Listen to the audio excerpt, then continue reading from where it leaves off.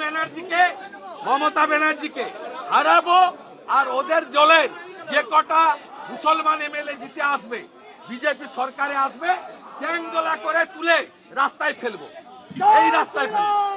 দেখুন, number one আমি বলি, এই স্বপ্ন কোনোদিন ও সফল হবে না, আর কাক কখনো ময়ূর হবে না, যেটা আমাদের মাননীয় মুখ্যমন্ত্রী বলেছেন, এটা হচ্ছে নাম্বার ওয়ান।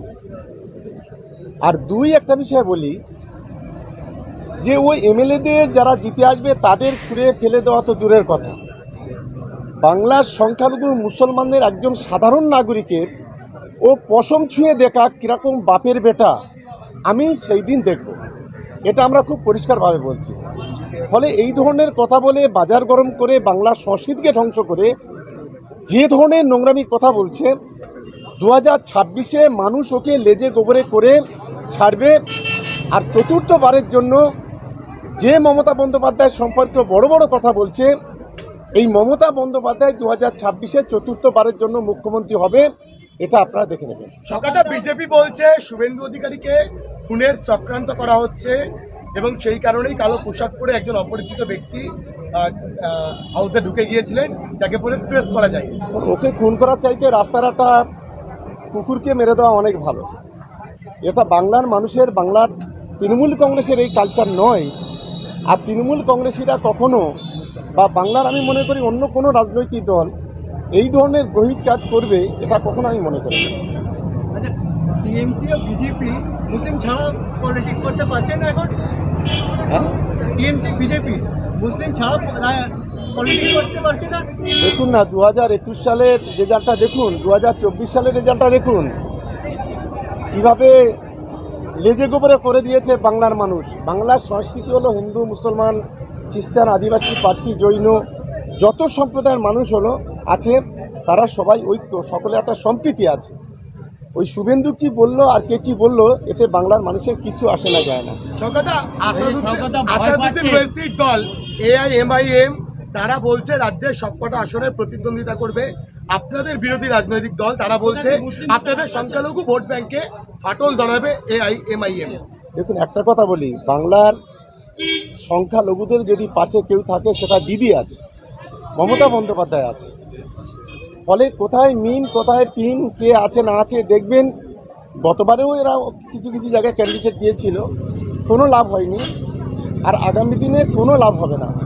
যদি ওই মিম, ISF, বিজেপি সব যদি এক জায়গায় হয়, তারপরেও বাংলার তৃণমূল কংগ্রেসের টিকি ছিঁড়তে পারবে। শুভেন্দু অধিকারী বলেছিলেন যে নওদাতে ভয় পাচ্ছেন, আপনাদেরও যেভাবে ঘুরে ফেলে দেওয়ার কথা বলেছেন, আপনি এরকম ভয় পাচ্ছেন? আমি আর শুভেন্দু অধিকারীর কোথায় যদি ভয় পেতে হয়, তাহলে তো আমাদের রাজনীতি ছেড়ে দিতে হবে। কারণ ও একজন দলবদলু নেতা, ওর সম্পর্কে মানুষ বিশ্বাস করে। গত কয়েক বছরে 3টে দল বদল করেছে। এক সময় ছিল কংগ্রেস, তারপর হলো তৃণমূল, এখন হচ্ছে বিজেপি।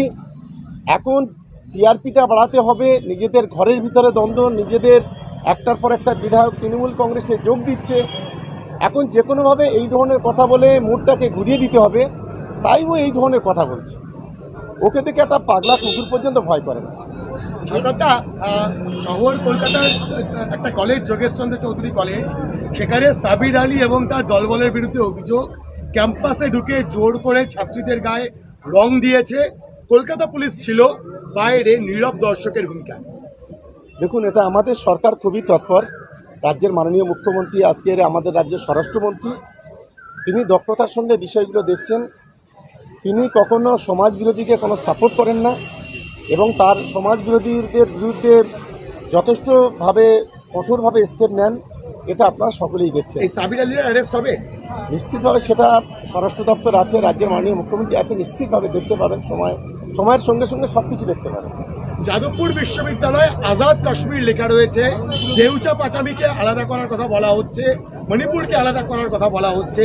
যাদবপুর বিশ্ববিদ্যালয়টা কি আপনার করাচি বা লাহোরের কোনো ইউনিভার্সিটি মনে হয়? দেখুন, আমরা বিভাজনের রাজনীতি সমর্থন করি না। যারা করছে নিশ্চিতভাবে প্রশাসনিকভাবে সেগুলো দেখা হবে, প্রশাসন দেখবে নিশ্চিতভাবে কারা এর সঙ্গে জড়িত, নিশ্চিতভাবে সেটা প্রশাসন দেখবে। খবর সম্প্রচারের 75 ঘন্টা পেরিয়ে গেছে, এখনো মোচা হয়নি। পুলিশ সুমোটো করেছে তার 24 ঘন্টা পর।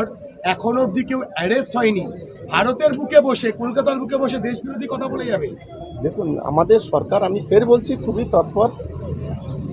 যে রাজ্যের মুখ্যমন্ত্রীর নাম মমতা বন্দ্যোপাধ্যায়, স্বরাষ্ট্রমন্ত্রীর নাম মমতা বন্দ্যোপাধ্যায়, একটু সময় লাগবে। সব কিছু আপনারা দেখুন কীভাবে সব বিষয়ে কঠোরভাবে নিশ্চয়ই এই স্টেপ নেবেন। আচ্ছা, কলকাতা হাইকোর্টের প্রশ্নের মুখে পুলিশ মেদিনীপুর কলেজে ছাত্র।